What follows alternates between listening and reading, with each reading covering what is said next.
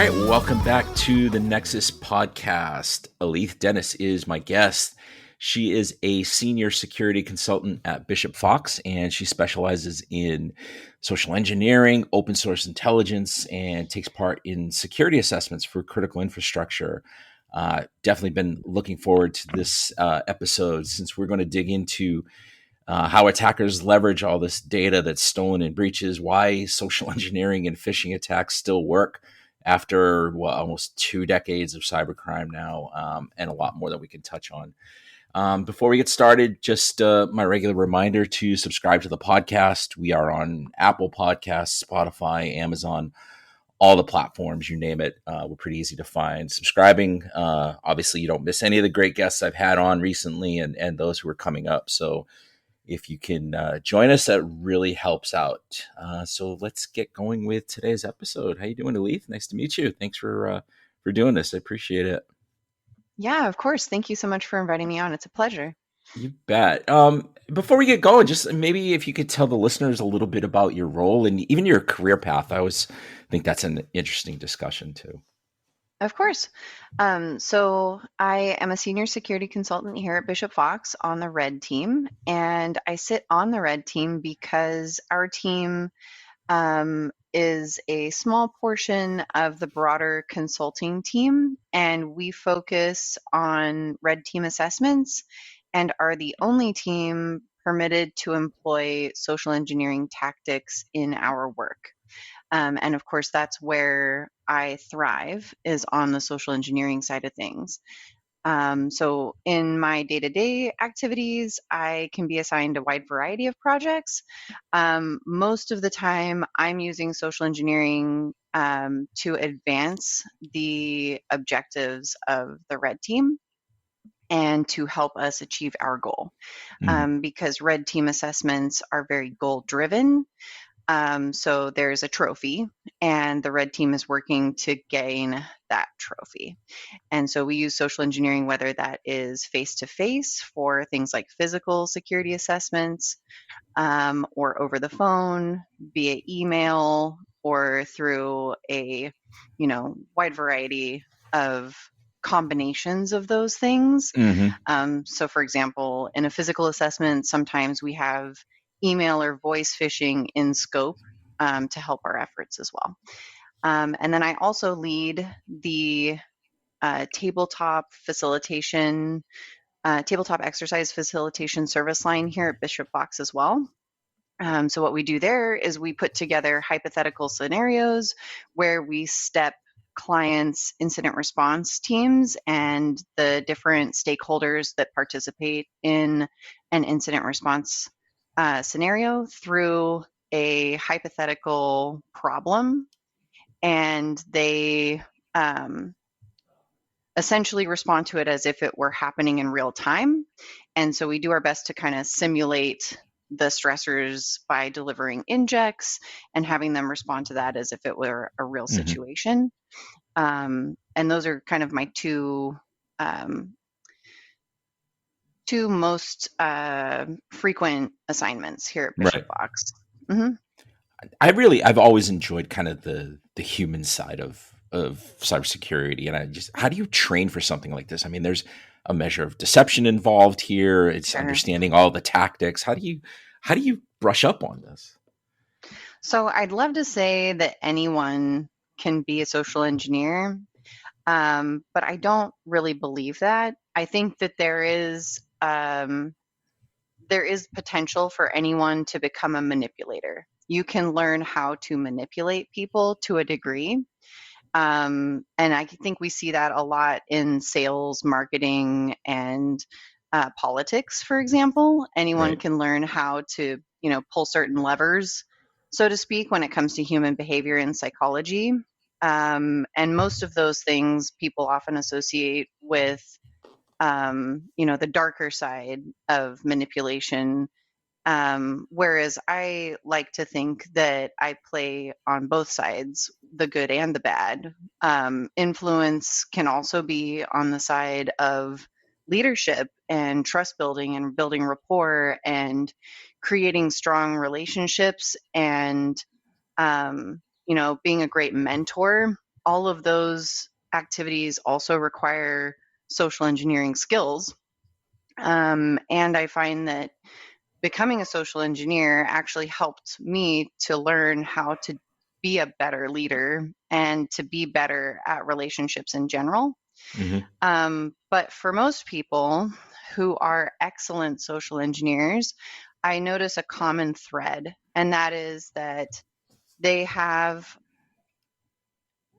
usually had opportunities very early on in life to develop this acute skill at reading the temperature of the room and um, being very attuned to how people are feeling and um, how people are perceiving them and how people are going to react um, from a very young age. And typically, I find that those people usually experienced childhood trauma through a variety of different ways, whether that's a divorce or it's, other much more traumatic things.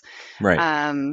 They've had to develop that skill, kind of grow up quickly, and become more attuned to how people are behaving around them so that they could keep themselves safe. And that Hmm. is something that I relate to on a very huge level. So Okay. from a very young age, I had to be very aware of how the adults around me were feeling so that I could keep myself safe and protect my siblings and just adapt to the situation. And so that's how I really developed the skill of reading people. And then through several industries, career and job changes, I acquired research skills and marketing skills and sales skills and some of those manipulation skills, which I layered on top of those early, people skills Yeah. and social skills and kind of combine them all together. And I was working in market intelligence, consulting at a global level for a multi-billion-dollar staffing company. When I was introduced to social engineering as a term at DEF CON about a decade ago. And I discovered a competition around social engineering where they would put people into a soundproof booth and have them call a target company to try to elicit information from employees of that company. And the company wasn't aware they were being targeted, and the people who were asked to make the calls had to go do all their own research Yeah. with nothing more than the company domain. And it just sounded like this amazing, incredible journey to compete in this competition. But I thought, there's no way I would ever be able to do something like that. That's insane.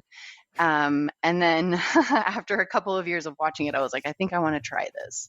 Yeah. Um, I and remember so, this. I yeah. remember that DEF CON competition for sure. Yeah. And it got a lot of attention back then. I remember that. Yeah, it's still a competition that Yeah. is held every year. Thankfully, the new contest runners have brought it back, and they've brought it back with some interesting twists, which I think is quite fun. Hmm. But it is something that is, I think, one of the most talked about competitions at DEF CON, and it has been awarded a black badge, which is access to DEF CON for free for life for the winner of the competition. And that's not a guarantee. Not The contests that win a black badge aren't guaranteed to win a black badge, and you don't know which contest will receive a black badge Right. until like the Saturday of DEF CON when they determine which ones are going to be granted that honor, which is kind of cool, I think, Hmm. because they want to encourage folks to participate in all the competitions. Yeah. Yeah. It's so cool.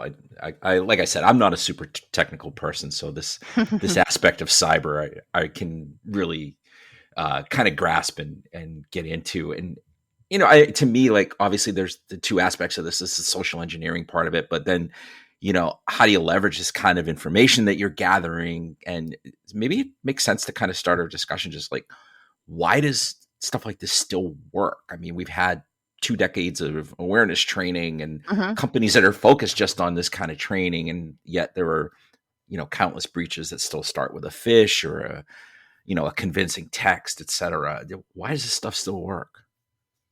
My perception of how to fix this problem has changed dramatically over the last decade. In the beginning, I thought, security awareness training is the answer. Fix the humans. We have to train people. People are the problem. And over time, uh, my awareness of the problem really changed quite dramatically. And it was clear to me that this wasn't just a problem with the humans themselves. This was a company culture problem. People didn't care about where they worked or protecting the customer's data or the company's data. And so for a while, I was like, this is a company culture problem. If the security awareness training isn't working, it's because your company culture is broken. Mm-hmm. And actually, over time, I realized it's not just a company culture problem either. I truly believe that on a human psychology level, there are humans that just are not capable of perceiving when they are being manipulated. They are not capable of discerning when somebody is playing them, when they are being tricked, when they are being scammed. And for whatever reason, they don't have the cognitive ability to see that and to read that from the other person. And whether it's a mental deficiency, whether it is a cognitive function, whether it is a lack of cognitive function, it can be a wide variety of factors, but there are people who just are not capable Mm-hmm. of seeing when they are being taken for, a scam artist or Right. taken by a scam artist or being conned or being manipulated. And that is tragic, but it is a fact. And I've worked with several specialists and read quite a few studies on this. And there are people doing work in this field right now to prove this. So the point is, security awareness training is not the answer. It never will be the answer. Has security awareness training done a lot to reduce the gap? Absolutely. Because even I've noticed doing social engineering assessments over the past decade that far fewer people are falling for phishing emails. Fewer people are falling for the phishing over the phone when I can get somebody to actually answer the phone, that is. Right. But the phone is still quite effective because it relies on real-time response. There's no real time to sit there and think about what I'm going to do. You have to reply in the moment. But more people are insisting on following process and good, security processes for verification for requests over the phone. But overall, while we've reduced the risk, we have never and we will never eliminate the risk related to social engineering purely through security awareness training. And Right. that is why the technical controls are so important, because there is always that one person who is either, cognitively not able to recognize a scam, or who is simply having a bad day, distracted, trying to respond to an email on their phone when they're stressed out and they've got, a sick kid and they're running around and trying to work from their phone. And, there's just the recipe for the perfect storm. Right. And that's why, proper authentication and access control and all the, technical controls for access are so important. Mm-hmm. I did have a question here about whether you're seeing any kind of advanced social engineering tactics that are making it successful in the light of training, et cetera. But it sounds like that isn't necessarily the case, that it's just a lot of these factors that you just brought up. Yeah, it really is. I find that the majority of the social engineering attacks that we hear about in the real world, and I believe that a lot of them go unreported because Mm-hmm. folks are embarrassed. But the majority of the ones that we hear about are simply um, plays at achieving access, and typically they're going after access to accounts that have a higher level of privilege within systems. So Yeah. folks that are working in the IT department, for example, trying to get access to, help desk employees' accounts and things like that. Right. Um, and so it's interesting because a lot of people think of like computer hacking as very complex hacking through a network, you know, and a lot of what we're seeing is bypassing of those things and going to the people using social engineering tactics. And everybody seems very surprised that it's always some teenager Yeah. that called a help desk and manipulated someone by posing as an internal employee or something like that. Hmm. I've had a lot of guests and listeners too that are responsible for security within any of the critical infrastructure sectors. For example, are do you notice like social engineering being particularly effective in any of these industries, like healthcare or certain manufacturing that are particularly stressful, or whether there's a certain level of cybersecurity understanding and savviness? I'm especially concerned for manufacturing based Hmm. on my past experience because so many of those systems rely on computers and infrastructure that are aged. Some of those systems are no longer even supported. Operating systems are dinosaurs.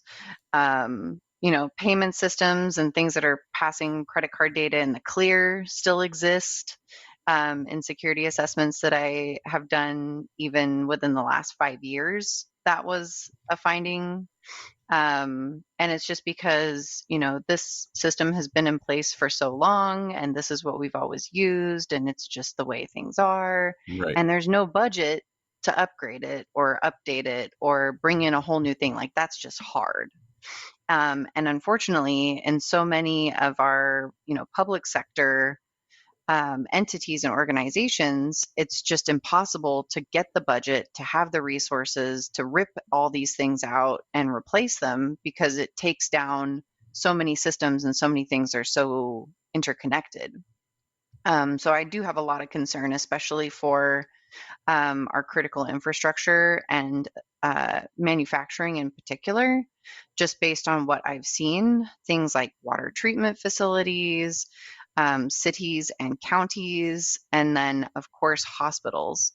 Hospitals, I've seen, there's one person who is responsible for everything from, desktop support all the way through to security and security awareness training and maintaining all the policies and enforcing all the policies and granting access and maintaining inventory. It's nuts, especially in rural hospitals where there is not a lot of budget and they don't have a ton of resources. That is something that we saw quite frequently, was that it was up to one individual to maintain all the things because that was, quote, the computer guy.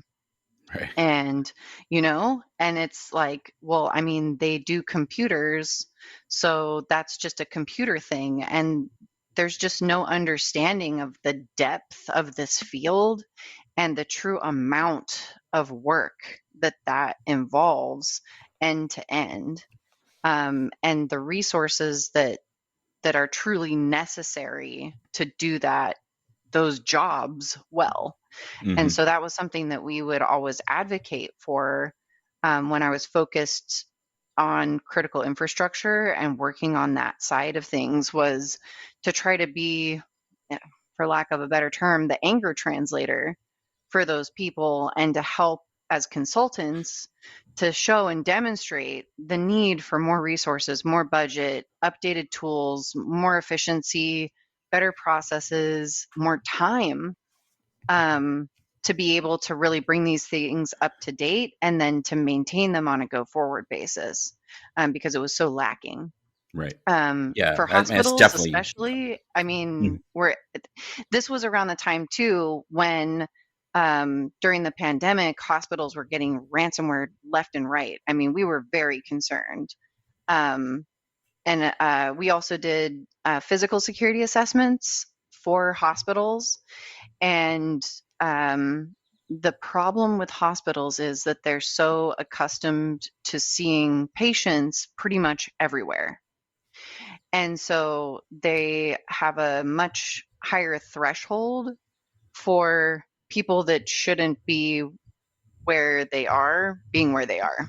Hmm. Um, so for the most part, me as someone who looks like a woman, I could, you know, pose as a pregnant woman and pretty much walk anywhere in a hospital because it's common for pregnant women to walk around a hospital while they're in labor to just try to keep things moving or try to Right. kickstart labor. And so I would be walking around in like x-ray areas and like all over the place, and they'd be Just like, ma'am, wandering. are you supposed to be here? And I'd be like, I'm just trying to walk. And they'd be like, okay, you're good, because nobody wants to argue with a pregnant lady. Hmm. And then on the flip side, just exploiting people's unconscious bias, I could put one of my, more masculine appearing teammates in a polo shirt, and all of the protective services security guards would assume, this person is an IT guy. It's probably fine that they're here. And they would just give them the head nod and let them keep walking. So yeah, it's a little scary, especially when we're talking about systems that have the ability to have a pretty huge impact on people's lives. Right. Just walk around with a clipboard. It works, right? Yeah, no, absolutely. I have a metal clipboard that it's like 2.5 inches thick, and it has storage inside of it. And so I take that on pretty much every physical that I conduct, and that thing opens all the doors Yeah. because nobody just carries around a metal clipboard. So everybody assumes it's probably fine. Right. So I saw a presentation you gave. I believe it was centered around the 23andMe breach, where you talked Hmm. about how attackers leverage data that's been stolen in these types of attacks. And, I hear stolen data. The first thing that comes to mind is selling credentials or credit card numbers. And that's obviously valid, but there's other facets to this about leveraging personal data for scams, extortion. Just the whole kind of point you made about pretexting, I thought was pretty interesting. Sure. So when it comes to pretexting, my way of constructing a pretext has always worked backwards from the data that I've been able to find. And in my experience, I found that most social engineers that I have worked with or learned from, they would come up with a pretext idea and then try to find the data to support it. Whereas I go out and do OSINT, open source intelligence gathering, and then I use that information to then come up with pretext ideas from what I've learned. And in this case, breach data can be extremely helpful in creating both compelling and realistic pretexts, especially if you're trying to pose as a person. I know that there's a recent breach that involved what we believe to be every single American citizen's social security number, Yeah. which is a little scary. So, if I have every single person's social security number and I can actually connect that to them, and then I have breach data from a variety of other breaches that has things like their name, address, email address, and all these other things, I can pretty much call up any place where they have an account and pose as them and get whatever I want out of their file. And I proved this most recently with a medical lab testing facility. They came to me and they challenged me to go into an assessment with absolutely no knowledge. They shared nothing with me. They said, we want you to identify our customers, patients. We want you to then gain enough information about them to impersonate them, call our customer support, and then retrieve their lab results. And they were not expecting me to be able to accomplish this. So they didn't even consider that we should set up some kind of guardrails to prevent me from receiving PHI, which is their lab results. Right. So I said, I don't want to receive any PHI, because they were like, just have them email the test results. I was like, no, we will not receive any test results to a red team controlled email address. How about, so we don't receive the PHI, I will get them to agree to email me the test results, but then say, oh, how about I just go on and log on to my account and look at it on the internet? And so we agreed that that would be the thing that we do. And so I was able to go on to Instagram and find testing facilities that had images that were geotagged to that facility. Then I was able to identify patients using people who had posted pictures like sitting here waiting for my test and geotagged the testing facility. Then I could link that Instagram profile to a person, find information about the person from Instagram, Facebook, other social media, find their LinkedIn, find breach data connected to that person, and then essentially answer every single like person identification, patient identification question that the lab testing facility customer service person could ask me. Mm-hmm. What's your name? What's your address? What's your birthday? And then I could tell them what facility the test was taken at, the date of the test from the date that the picture was taken and posted. And sometimes I could even tell them what the test was for because the person had shared that and other information about the test. And so I was able to get the customer service person to agree to email me these people's test results with absolutely no information shared by the client, which is scary. Right. And I mean, we're talking about, patient health information. And in the case of, the real world, this is something that a stalker or a malicious ex-partner or somebody who's going through a, tricky separation or divorce or something like that, this could be an extremely large threat to Mm-hmm. someone. And so I very much advocated for stronger controls around the releasing of the test results, not using things that could be easily discovered through breach data or Right. social media in that case. What's your sense for the awareness of someone in a business or even an individual that there is someone with malicious intent that would go to these lengths to kind of put together this compelling kind of profile on a victim? Are people aware of this, that this happens? Well, I think it kind of depends on, the motive because, there's means, motive, opportunity, right? And so for somebody who has, a stalker or there's a revenge or a personal agenda, Mm-hmm. the ROI on that for the attacker makes sense. And they're going to go to every length to get the information. That said, you're saying go to such lengths. It took me maybe 30 minutes to collect the information that I needed to impersonate these people for each one of those people that I impersonated. It's not really that great of a length to go. Mm-hmm. And so, for the general attacker, they're collecting mass data dumps of breach data and they're just grabbing like the lowest hanging fruit and going for it.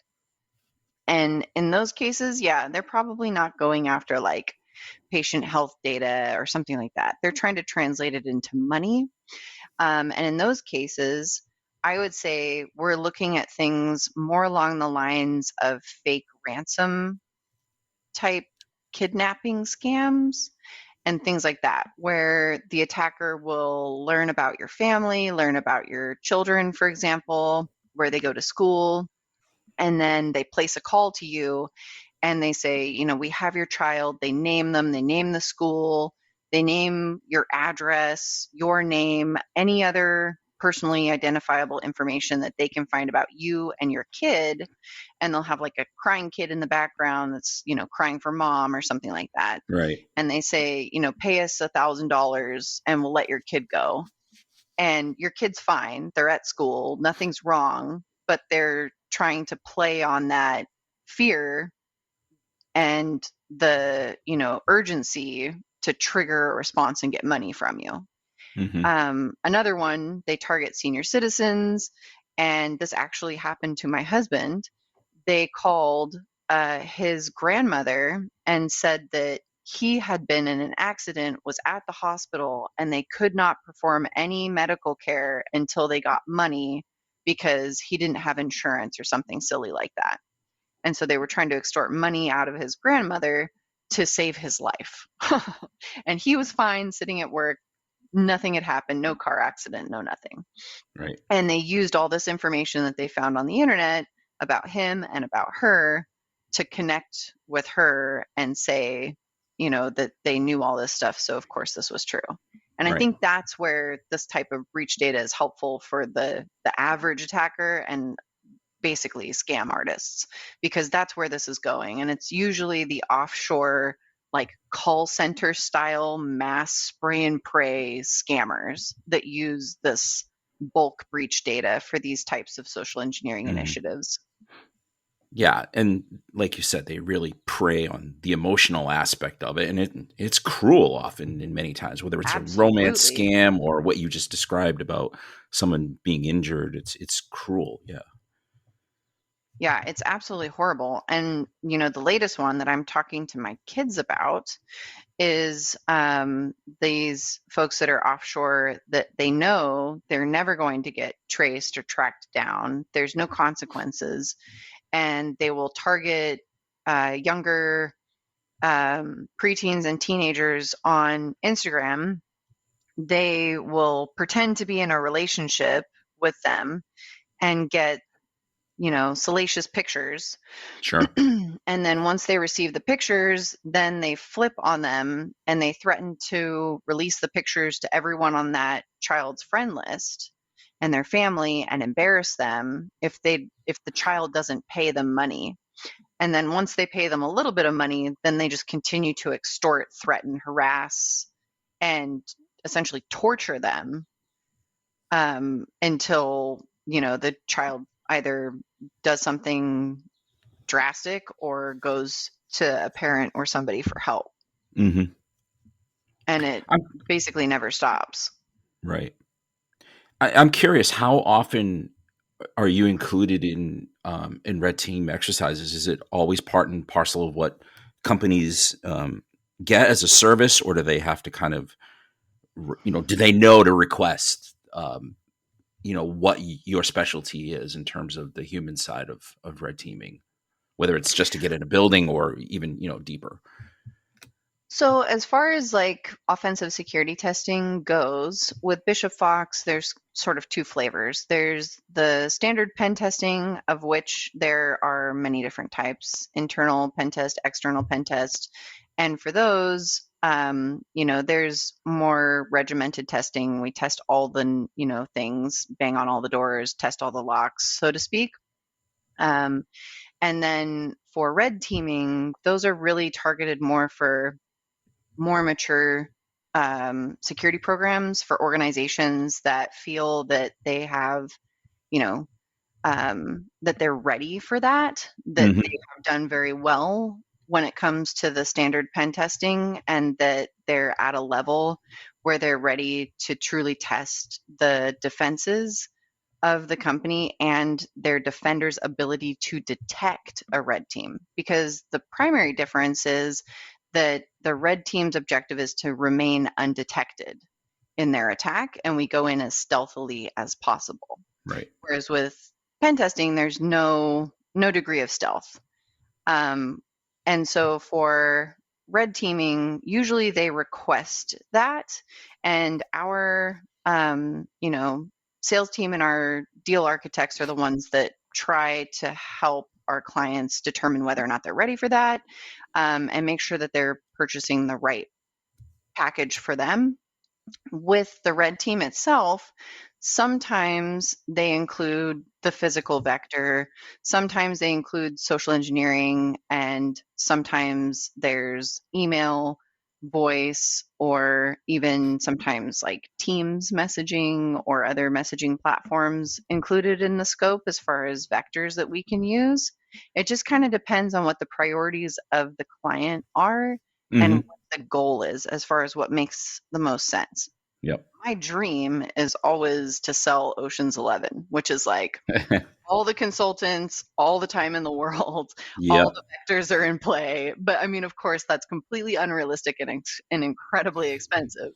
So typically we have, a few weeks and, two consultants, and we try to negotiate uh, as much of the social engineering as we can.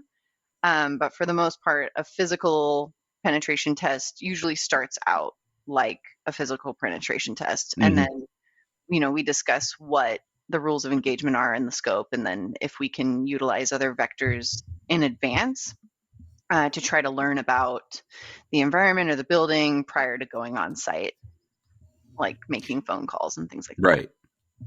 And are you seeing more engagements where there's like a heavy OT and industrial control system kind of presence within the environment? I know you mentioned manufacturing earlier. Mhm. The majority of our clients are in like the Fortune 500 Yep. type sector. So the vast majority of our clients that we deal with as far as physicals go are, multi-tenant office buildings and the more corporate environments. But I have done physicals in hospitals and in water treatment centers, in counties and public works type buildings and things like that. And I found that those facilities, it's there's hardly ever a middle ground. It's either wide open or extremely difficult. Hmm. I recently visited Los Alamos National Laboratory for a speaking opportunity, and I presented to their cybersecurity interns that were there over the summer. And the whole time I was like, how would I break into this place? I was like Always very thinking. scared. Yeah. I was like, this one would be tough. They had some really interesting security controls and just physical security in general. I bet. But yeah, Yeah. that was really interesting. That was a neat Hmm. neat facility to visit. But yeah, for the most part, I found that hospitals are the most relaxed, and that is concerning. The other facilities in like manufacturing and industrial type environments are somewhere in between, hospitals and we'll say um, secret nuclear labs. Right. Somewhere in between. Somewhere in between. I would love to see them improve, but for the most part, like the processes are there and the physical access controls are there. I am most concerned about aging technology as far as like the systems go. Um, but yes, when I was doing a lot of CMMC assessments, that was something that Hmm. we focused on quite a bit was physical security and policy and procedure around access in the manufacturing space because we dealt with a lot of um, DoD contractors that were in that sort of industry sector. Right. All right. So before we wrap up, and again, I want to thank you. This has been really excellent. I just kind of want to wrap up with just kind of like a question about the defensive side. What, you know, I think awareness training still has its place and people are going to do it. But I mean, beyond that, what are your recommendations in terms of defense? So as far as like the future of defense against social engineering, I believe that security awareness training is absolutely a vital part of that plan. because it is essential that humans are aware and conscious of how to identify when they are being manipulated and how to properly respond to those types of situations, how to handle it, because there are people that are uncomfortable challenging authority and they are uncomfortable, having those difficult conversations, and they need to have the training and be given that power and empowered to make those challenging confrontations without it being awkward for them. So, security awareness training, absolutely vital. It's part of the onion. I think security is an onion. And if we layer the proper access controls and technical security controls with security awareness training, that is the solution to social engineering. And Hmm. it works because where the humans fail, things like browser rules, which seem so silly, have stopped me. So, for example, I have sent a phishing email. I have promised like the most amazing free swag to somebody, and they have clicked on the link to go view my malicious document and download the thing, right? And they are blocked by a browser rule. And I've actually had the human respond to my phishing email and say, "Hey, I can't open this thing." And I'm like, "Really? What's going on? Let me help you. Can you Hmm. send me a screenshot?" And it's a browser rule that's blocking them from getting to the bad thing. And so silly things that people think take too much time to set up and are annoying, like setting up browser rules, can be the thing that saves the organization from the attackers. Right. And that's why it's so important for companies to have the proper resources and to dedicate the time to looking at all the things, maintaining proper access controls, having the separation of duties, having the least privilege in place, having browser rules configured, having multi-factor authentication rolled out to everyone, enforcing the first password login change.